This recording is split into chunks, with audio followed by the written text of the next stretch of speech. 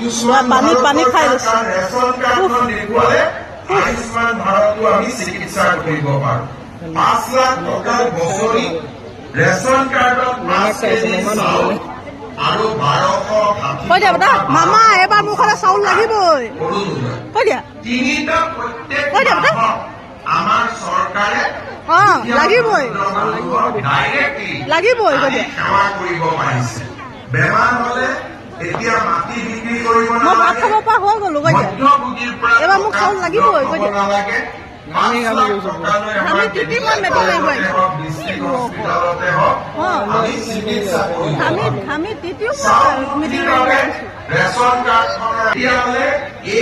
এবাৰ ration card পাবই লাগিব। কিন্তু চাওকচোন অৱস্থা চাওক, পাবই লাগিব এবাৰ ৰেচন কাৰ্ড পাবই লাগিব। বেটি ঘামি তিতি জুৰি জুৰি হৈ আছে ইমান ৰ'দত মিটিং মাৰিব লাগিব হয় নাই? এবাৰ ৰেচন কাৰ্ড পাবই লাগিব।